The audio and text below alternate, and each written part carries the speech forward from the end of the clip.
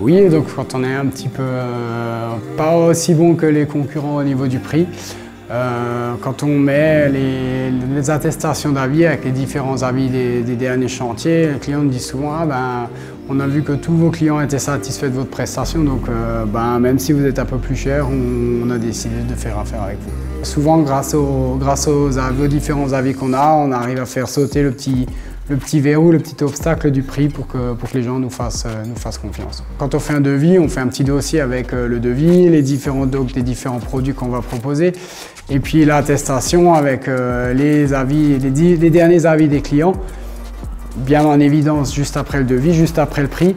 Et souvent, les clients nous disent « Ah ben, on est allé voir sur votre page, sur vos avis, on a vu que tout le monde était content. » Alors on a 2-3 avis où les gens où c'est même écrit que bon, on était plus cher que la concurrence, mais qu'ils ne regrettent pas de nous avoir fait confiance parce que la qualité de travail est là.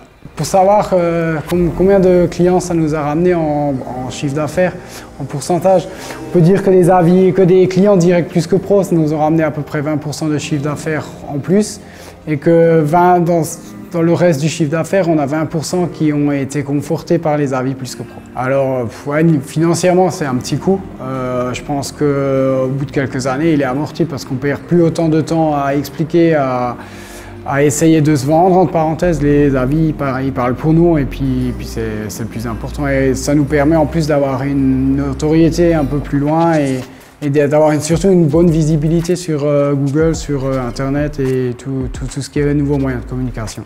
Dans les années à venir, est-ce qu'on pourrait faire sans? Je pense pas, parce que le monde il est devenu comme ça. Dès qu'on veut quelque chose, on va voir les avis. Quand on va au restaurant, on regarde les avis. À l'hôtel, on regarde les avis à droite, à gauche. Et puis c'est devenu tellement automatique. Il y a beaucoup de gens qui nous disent, quand on leur demande comment ils ont eu nos coordonnées, c'est « Ah bah on est allé voir sur Google, on a tapé couverture à droite à gauche et puis au Minster et puis ben voilà, ils nous sont tombés dessus, ils ont cliqué, ils ont regardé les avis, ça leur convenait et puis voilà. »